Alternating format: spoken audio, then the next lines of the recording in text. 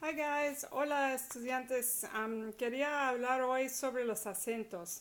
I would like to talk about accents today, about how to divide a word into syllables, and how to tell when a word needs or does not need an accent mark. There is a naturally occurring stress pattern in Spanish where whenever that word is following that naturally occurring stress pattern, you don't need a written accent.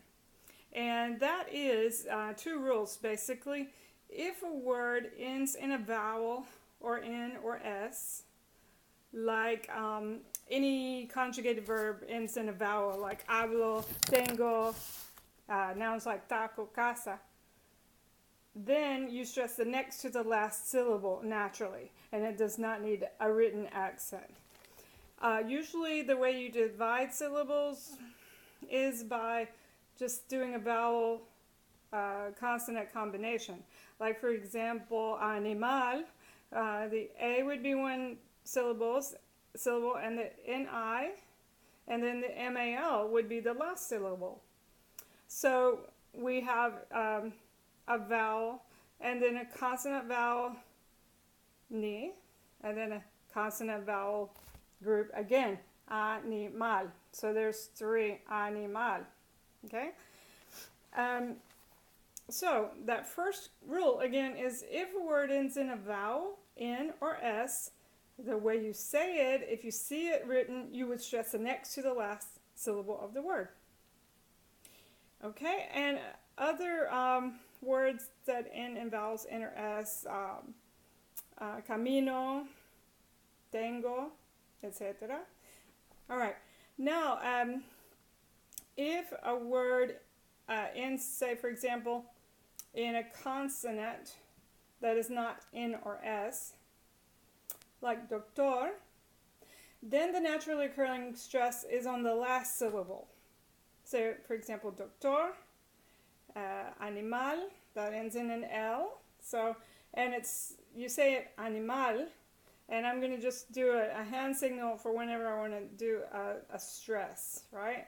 So, doctor, animal, local, all end in consonants that are not N or S. They end in L, which is a consonant and it's not N or S. And so that follows the second rule, which is that all words that end in a consonant other than N or S are stressed naturally on the last syllable. Doctor, local, animal, libertad, TAD means TY in English. Libertad means liberty. Universidad means university.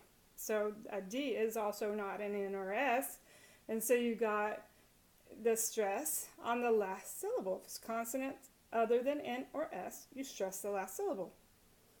Okay, so I'll give you some lists of words, and I'm going to just do this to show you where the stress is.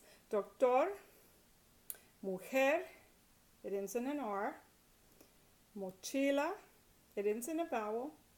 So the stress, naturally occurring stress, is on the next to the last syllable. Mochila.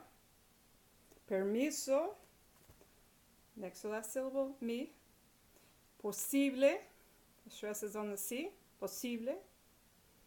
Then we go to local, which the stress is on the last syllable because it ends in a consonant other than N or S. Profesor ends in an R. Any infinitive, like hablar, vivir, comer, caminar, all of those are verb infinitives. They're all stressed on the last syllable. Okay, then we have Carmen.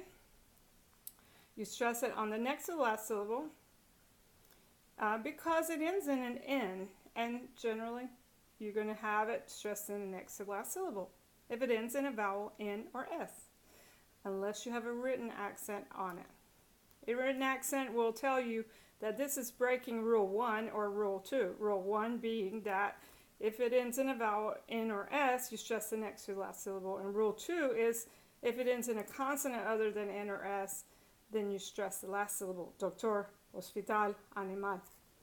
Okay, going to continue with the list. Isabel ends in a consonant other than N or S. Isabel, last syllable.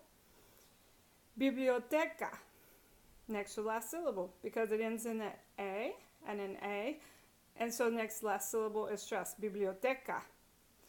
Let's see. We have usted, ends in a consonant other than N or S. Libertad. Animal. Okay, so these are examples of words that do not need an accent mark. I am going to see if I need to make a separate, no, I'm going to do a part 2 of this video showing you words that do need accent marks. And usually when a word needs an accent mark, it means that it breaks rule 1 or 2, as we had been talking about. And then also another reason where you would need a written accent is if the third to the last syllable in a word is stressed in spoken language, then you have to put a written accent on it. So for example, capítulo, chapter. So it's capítulo, capítulo, and you've got ítulo. The last 3 syllables, the third to the last is stressed, capítulo. So that third to last one is stressed, so you have to write a written accent when the third to last syllable is stressed. For example, matemáticas. You hear máticas, matemáticas. So that's third to last syllable. Ma has an accent on it. Or logic, lógico, lógico, lógico. So the third to last syllable is lo, lógico. Write an accent on the lo, on the O. Another one is, let's see, how about inglés, English. It ends in a vowel N or S, and usually it would be stressed on the next to last syllable, but inglés is stressed on the last syllable, so that's why you have to write a written accent, because it breaks rule 1. Inglés, with an accent on the E. Japonés, which means Japanese, accent on the E. Japonés, inglés. Another one is Peru, Peru, Peru. Because it ends in a vowel, and that vowel is stressed, you have to put a written accent on it for it to be correct. We have Peru, Panama, has accent on the A, last A, Panama. Canada, Canada, Canada. Café, usually, since it ends in a vowel, you would usually stress next to the last syllable, but you don't. In café, you stress the last syllable, and it is a vowel, and so you have to put that accent on there for it to be correct. So we have café, olé, and then we have hablé. Hablé is the past tense of hablar. It means I spoke.